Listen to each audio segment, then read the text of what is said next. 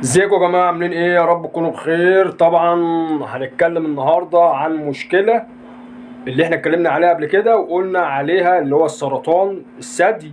سرطان الثدي بيصطديد اللبن، سرطان الثدي او الاورام الليفية او الاورام الخبيثة اللي هي الحميدة داخل الجسم. تمام كده يا جماعة. النهاردة بنوصف المشكلة بعملية خطيرة جدا ادت لشلل الكلبة وادت الى مشكله كبيره جدا. كل ده هنتكلم عنه النهارده، وتابعنا لان فيديو مهم جدا وتوعيه لجميع المربين وخاصه اللي عندهم نتايات واللي بيدوا مضادات حيويه علشان ينشف اللبن او يسيب اللبن ينشف لوحده. كل ده هنتكلم عنه النهارده، ما تفوتش الفيديو لان فيديو مهم جدا جدا للتوعيه. يا ريت يا جماعه نكتر من اللايكات في الفيديو بالذات ونخلي الفيديو ينتشر بسرعه علشان الكل يستفاد. يلا نكمل الفيديو. قبل ما نكمل الفيديو ونرجع للفيديو، يا ريت لو انت اول مره تشوفني النهارده يا ريت تشترك وتفعل زر الجرس للكل عشان يوصلك انت اول واحد كل جديد. ويا ريت يا جماعه نكتر من اللايك عشان اللايك بيفرق معانا في الفيديو. يلا نكمل الفيديو.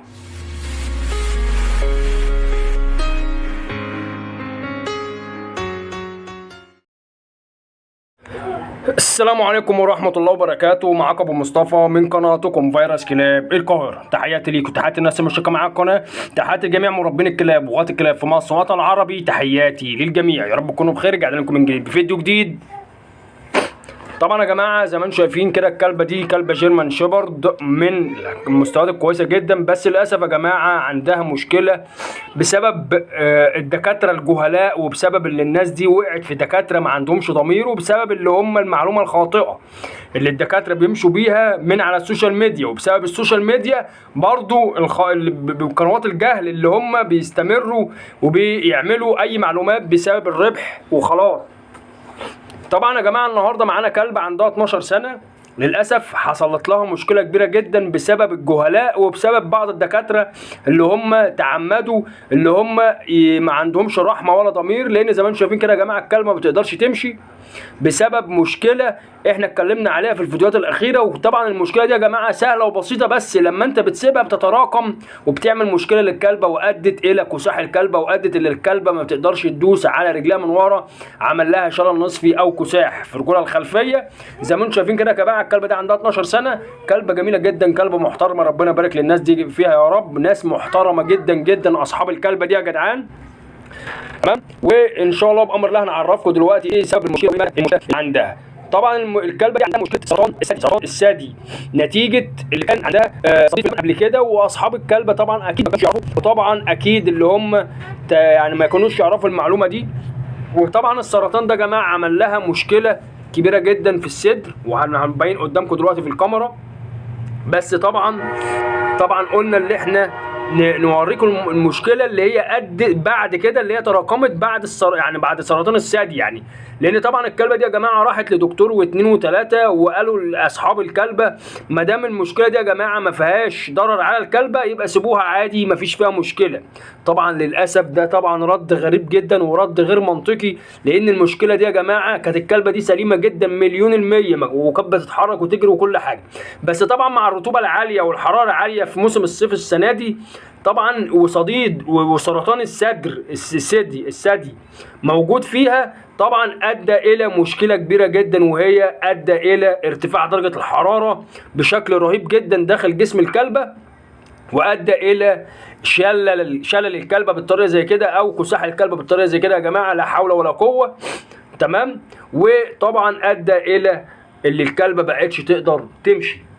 يعني الناس دي بعد ما راحوا للدكتور واثنين علشان يشوفوا ايه المشكله اللي عندها، وطبعا هم ما كانوش يعرفوا يعني ايه سرطان ثدي او ما يعرفوش اي حاجه. طبعا الدكتوره فندي طبعا قال لهم لا ده ما فيش فيه مشكله ما دام اللي الكلبه بتاكل وتشرب وعادي ما فيش فيه مشكله. طبعا بعديها بايام بسيطه، يوم او اتنين او ثلاثه بالظبط، حصلت لها المشكله دي نتيجه ارتفاع درجات الحراره في المناخ او الهواء في الجو، وبعد كده ادى الى شلل الكلبه وكساح الكلبه. زي ما انتم شايفين كده يا جماعه ادي الحلمه اهي، وادي انا بشد الحلمه اهي يا جماعه، وادي سرطان الثدي تحت الحلمه عامل زي الكوره او الكوره الصغيره او حبايه الليمونه الصغيره اللي احنا اتكلمنا عليها في الفيديوهات قبل كده. وقلنا طبعا احنا هنا خدرنا الكلبه لان لازم طبعا ده عمليه استئصال مش خراج ولا دمن علشان نقدر نفضيه او اي حاجه، او نقدر ان احنا نديله اهو زي ما انتم شايفين كده يا جماعه. ده ادي اهو، ده ادي الصدر، وادي تحت منه على طول الليمونه الصغيره. طبعا حبينا اللي احنا نصور لحضراتكم ونعرفكم مدى خطوره سرطان الثدي، او مدى خطوره صديد اللبن اللي انت لو ما عرفتش تعالجه، ومدى خطوره اللي انت لو اديت مضادات حيويه للبن عشان ينشف، ومدى خطوره لو انت سبت اللبن في جسم الكلبه وينشف لوحده. ده كله مدى الخطوره ادى الى سرطان الثدي الخبيث، يعني الحميم، اللي هو ما بيضرش الكلبه نفسها، ما بيضرش جسم الكلبه، بس بيضر الكلبه من جوه يعني. تمام، يعني هو مش هيموت الكلبه، بس هيقدر الكلبه يعمل للكلبه شلل زي ما هو حصل كده. طبعا يا جماعه زي ما انتم شايفين كده، ده طبعا لازم ولابد عمليه. وطبعا هم راحوا لكذا دكتور وقالوا له ايه ده، قال لهم ده عادي، ما امر طبيعي ومفيش فيه مشكله ما دام الكلبه بتاكل وتشرب وعادي مفيش فيه مشكله. طبعا للاسف بعديها، بعد ما قال لهم كده الدكتور بيومين ثلاثه، السرطان ده او المشكله بتاعت الثدي دي او الاورام اللي فيها دي ادت الى فقدان الاعصاب عند الارجل الخلفيه للكلبه، واضطروا اللي هم يتواصلوا معايا. الحمد لله بفضل ربنا، وادينا علاجات، والحمد لله في تحسن الحمد لله نوعا ما، وان شاء الله بامر الله وادوها دلوقتي، وهنعمل عمليه قدامكم حالا دلوقتي، كل حاجه قدامكم. بس طبعا ما انصحش اي حد يعمل زيي او يتعود يعمل اي حاجه، لان دي بتعتمد على الخبره، ولان دي في الاوعيه الدمويه ومشكله كبيره جدا. طبعا لازم تكون انت عندك الخبره والحنكه في اللي انت بتعمله. طبعا احنا هنا ادينا للكلبه بنج ونيمناها خالص، وبدانا اللي احنا نمسك المشرط ونطلع واحده واحده ونفتح ونقطع الورم الليفي او الاكياس الدهنيه اللي ادت نتيجه تراكم اللبن او اللبن في صدر الام، في صدر النتايه قبل ما تفضي.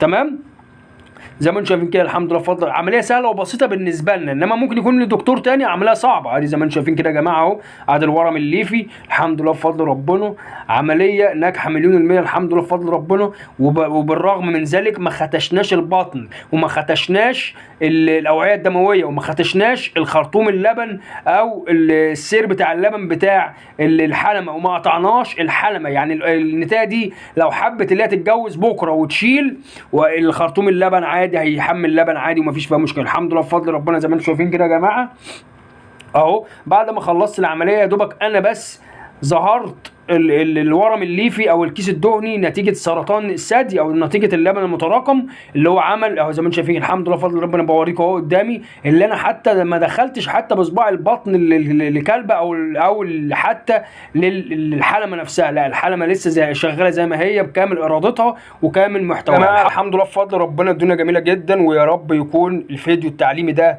عجبكم جدا، ويا ريت الناس كلها تتعلم يا جماعه. احذروا من المضادات الحيويه عشان تنشف اللبن بتاعك، او احذر من صديد اللبن وانت ما تعالجوش. لازم تعالج صديد اللبن، ولازم تنشف اللبن بنظام معين، وهنقول لكم عليه في الفيديوهات الجايه. يا رب يكون الفيديو عجبكم، تحياتي للجميع، واشوفكم على خير، والسلام عليكم ورحمه الله وبركاته.